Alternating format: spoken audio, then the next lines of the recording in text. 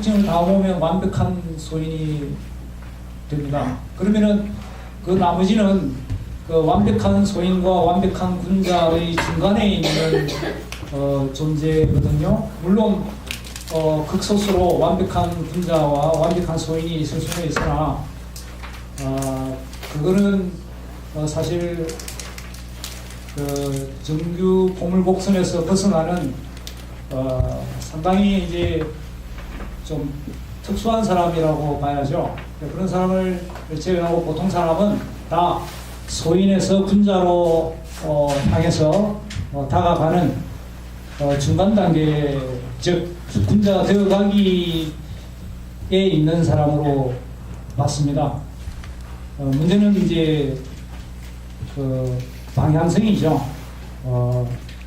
그 육아의 그 기본 철학을 받아들이고 나를 성장시키겠다라는, 나를 뭐 성인이나 군자로 성장시켜야 되겠다는 어떤 그 결단과 그쪽으로 향해서 나가겠다는 어떤 방향성, 이게 문제이지 보통 사람들은 다 중간 단계에 있는 소인적 군자 내지는 군자적 소인이라고 봐야 된다. 그런 내용이 거기 적혀 있습니다.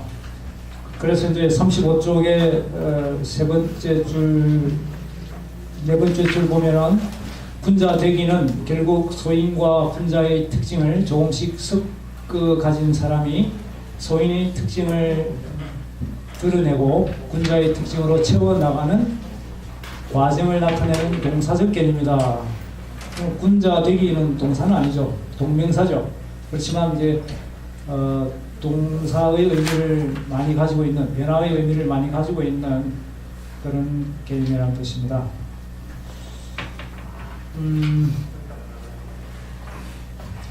그래서 이제 나아제 군자 되기와 나이듦,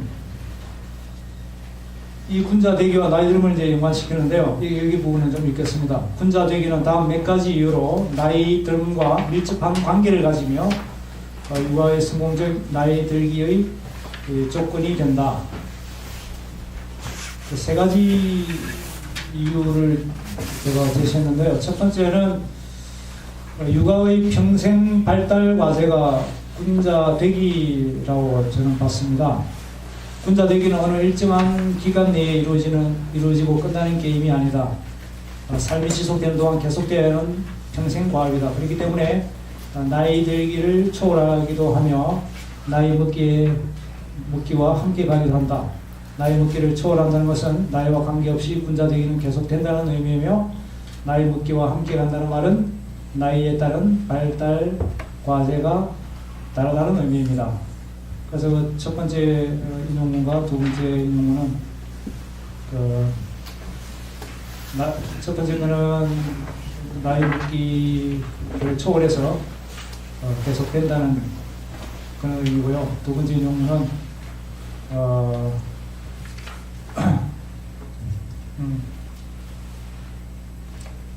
읽겠습니다. 잘못 인용된 것 같은데요.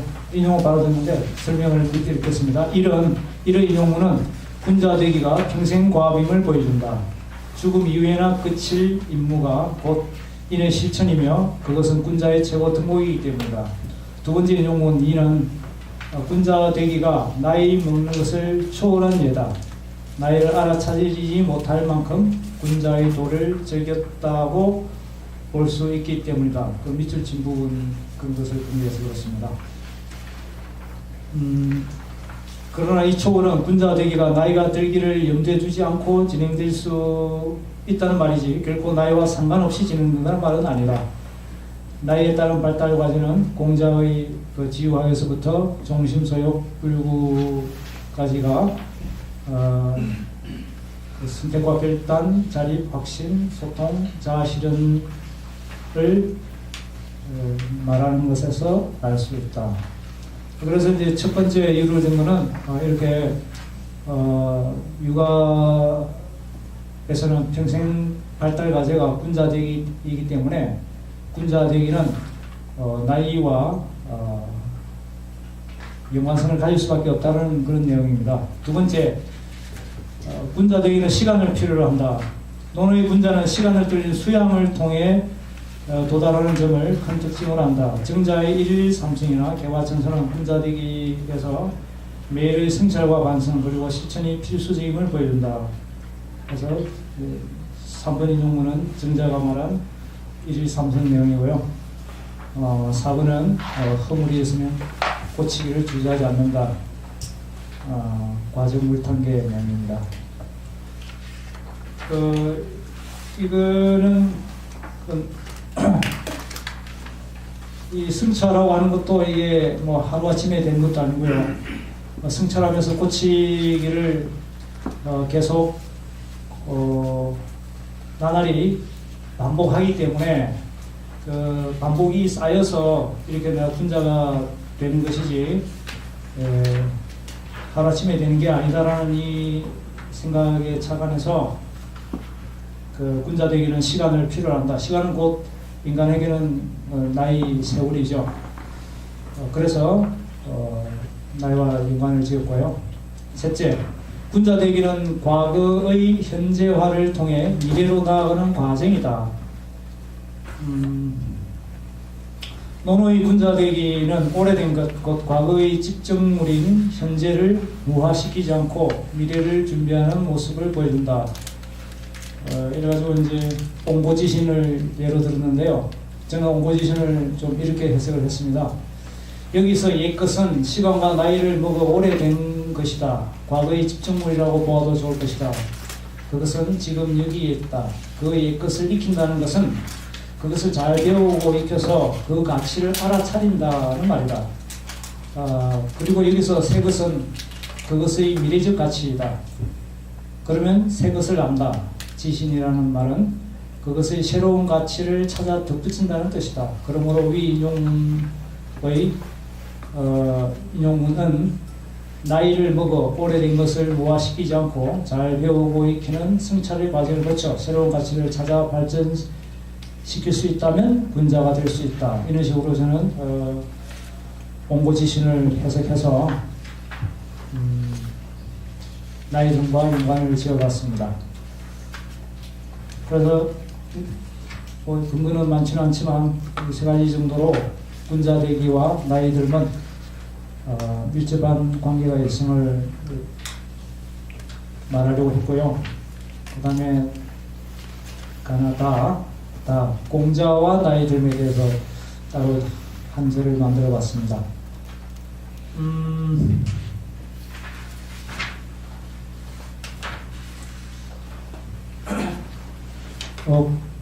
논에서 공자가 이제 나이에 대해서 말한 부분은 그렇게 많지는 않은데요.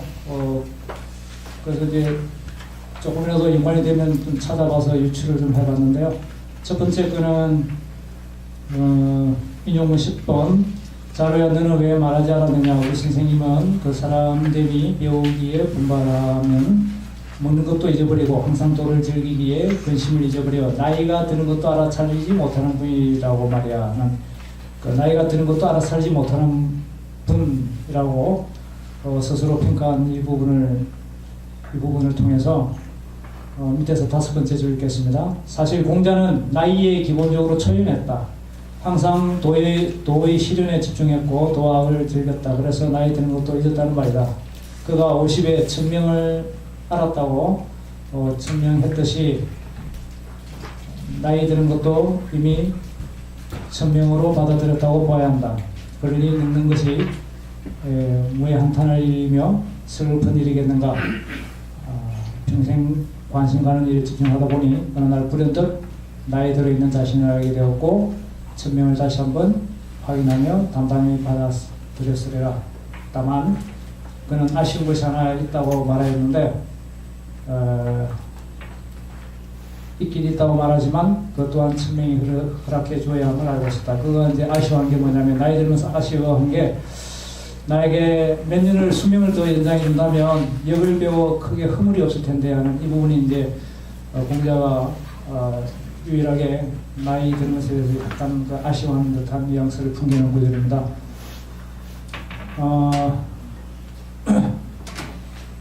그런데 이 아쉬워하는 장면, 역을 배워 허물이 없을 텐데 이게 이제 아쉬워하지만 공자가 끝까지 마음에 둔 것은 허물이 없고자 한 것이었다는 거죠.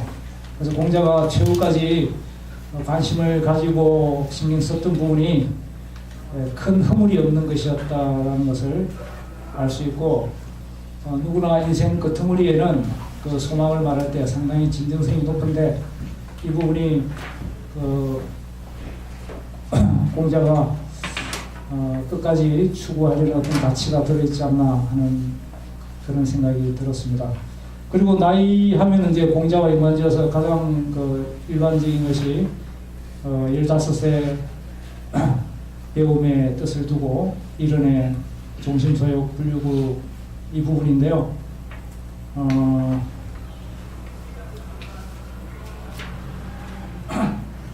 이 부분은 이제 공자가 자기 자신 인생을 돌이켜보면서 자기 생의 발달 단계를 스스로 이제 자평한 걸로 저는 이렇게 보았고요.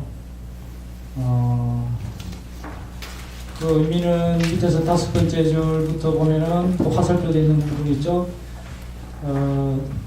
지유학은 지학, 스스로 배울 수 있으면 자립학, 그 다음에 불혹학, 그 다음에 각지, 지지, 행지.